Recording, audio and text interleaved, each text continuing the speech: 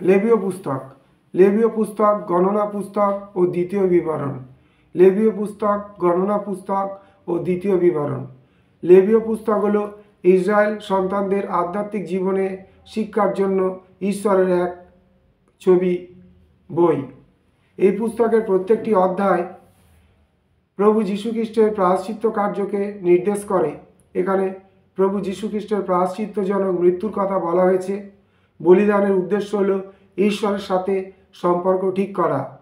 এখানে 5 প্রকারের বলি ও উপহারের বিষয় বলা হয়েছে, যেমন হোম বলি, ভক্ষ নৈবেদ্য বলি, পাপার্থক বলি, দোষার্থক বলি ও মঙ্গলার্থক বলি।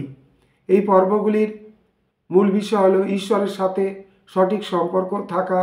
এছাড়া 8 প্রকারের পর্বের কথা উল্লেখ আছে, যেমন বিশ্রামবার, নিস্তার পর্ব, পঞ্চসপ্তমী, তুরিবাদ্য, প্রায়শ্চিত্ত, কুটিরবাস, বিশ্রাম বৎসর ও জুবিলি বৎসরের পর্বগুলি।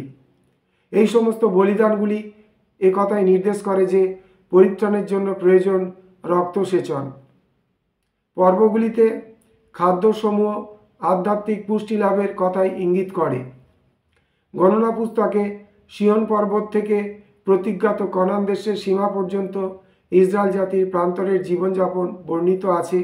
এই পুস্তকটিকে আবার অভিযোগপূর্ণ পুস্তকও বলা যেতে পারে। এর মূল বিষয়টি হল নিয়মানুবর্তিতা। বিশ্বাসীর জীবন কেমন হওয়া উচিত সেই বিষয়ে এই পুস্তকে পাওয়া যায়। 1 থেকে 10 অধ্যায় ঐশ্বরিক বিধান, 12 থেকে 20 অধ্যায় জাতির পত্তনের কথা, 21 থেকে 36 অধ্যায় প্রান্তরের যাত্রায় ইসরায়েল জাতির ঈশ্বরের কাছে ফিরে আসা এবং তাদের চরম বিজয়ের বিবরণ পাওয়া যায়। এই পুস্তকে বিশেষ বিশেষ ব্যক্তিদের পরিচয় পাওয়া যায়, যেমন মোশি, হারন, মরিয়ম, যিহোশূয়া ও কালেব। দ্বিতীয় বিবরণী। এই পুস্তকে অতীতের ঘটনাকে স্মরণ করার জন্য পুনরাবৃত্তি হয়েছে। এতে আছে মোশির কিছু বক্তৃতা ও গান যা তিনি বিদায়ের পূর্বে ইসরায়েলদের দিয়ে যান।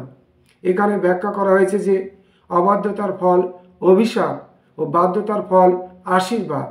এই বইটিতে 2 মাসের ঘটনা, তার মধ্যে 1 মাস মোশির মৃত্যুর জন্য বিলাপ। প্রভু যীশু প্রায় তাই শিক্ষায় দ্বিতীয় বিবরণী পুস্তকের কথা উল্লেখ করেছিলেন। শয়তানকে প্রভু যীশু সমুচিত উত্তর দিয়েছিলেন এই পুস্তকের অংশ উদ্ধৃত করে। এই পুস্তকটি মানুষকে পৃথিবীতে সাজদান করে। আদি পুস্তকে মানুষের অবনতির বিষয় তুলে ধরা হয়েছে এবং যাত্রা পুস্তকে মানুষের উদ্ধার ও মুক্তির কথা। লেবীয় পুস্তকে মানুষকে দেখা যায় ঈশ্বরের উপাসনা আরাধনা করতে।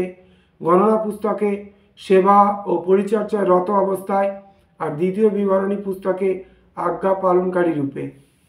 জয় যিশু।